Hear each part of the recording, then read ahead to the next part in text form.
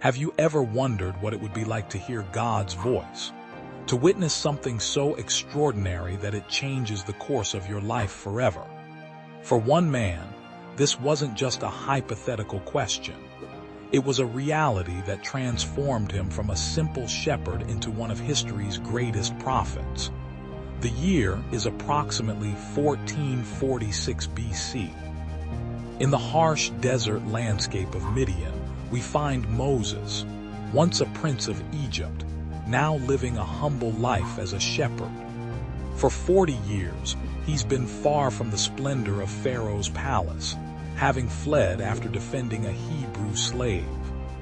The man who once wore royal robes now tends his father-in-law's sheep, leading them through the wilderness in search of grazing land. On this seemingly ordinary day, Moses guides his flock near Mount Horeb, known as the Mountain of God. The scorching sun beats down on the rocky terrain, and the sheep graze peacefully among the sparse vegetation. But something unusual catches Moses' attention, a bush engulfed in flames. This sight alone might not seem remarkable in the desert heat, but there's something different about these flames. The bush is burning, yet it isn't being consumed. Its leaves and branches remain intact, defying the natural laws of fire. Moses' curiosity draws him closer. "I must turn aside and see this great sight," he says to himself, "why the bush is not burned." As he approaches, something even more extraordinary happens. "Moses, Moses," a voice calls out from within the flames. "Here I am," Moses responds, likely with trembling voice. "Do not come any closer," the voice commands. "Take off your sandals, for the place where you are standing is holy ground." In this moment, Moses realizes he's encountering something far beyond his understanding. He's in the presence of the living God. The voice continues, "I am the God of your father, the God of Abraham, the God of Isaac, and the God of Jacob." Moses hides his face, afraid to look upon God. This divine encounter isn't just about witnessing a miracle. It's about receiving a mission that will reshape history. God reveals his heart to Moses. "I have indeed seen the misery of my people in Egypt. I have heard them crying out because of their slave drivers, and I am concerned about their suffering." The Almighty has chosen this moment to act, and Moses is his chosen instrument.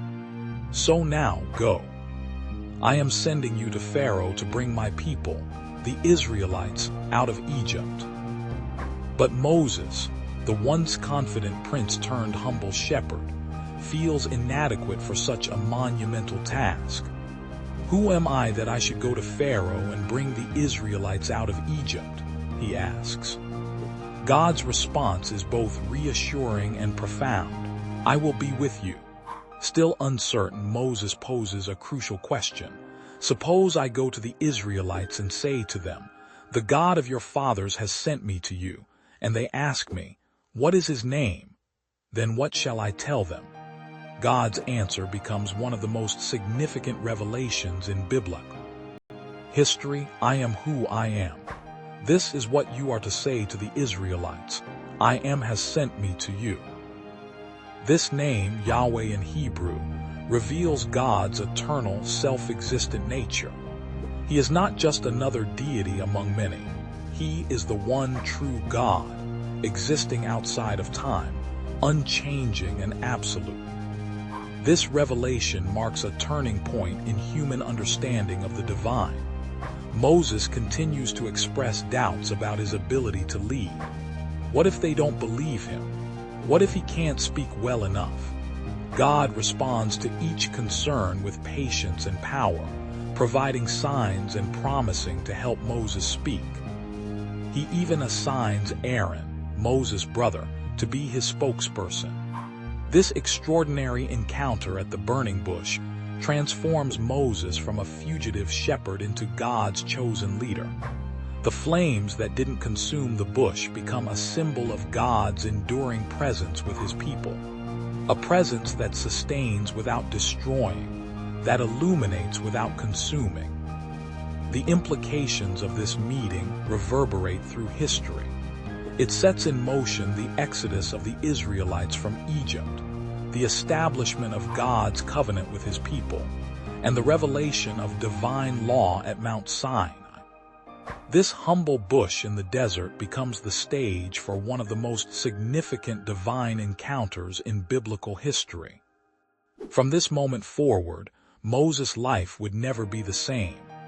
The shepherd would become a prophet, the fugitive would become a leader, and the man who hid his face would become one who spoke with God as a friend. The burning bush reminds us that God often appears in unexpected places and uses unexpected people to accomplish his purposes. This story challenges us to consider our own encounters with the divine. Like Moses, we might feel inadequate or unprepared for what God calls us to do. Yet the same God who spoke through the burning bush continues to call people today, promising his presence and power to accomplish his purposes through willing hearts.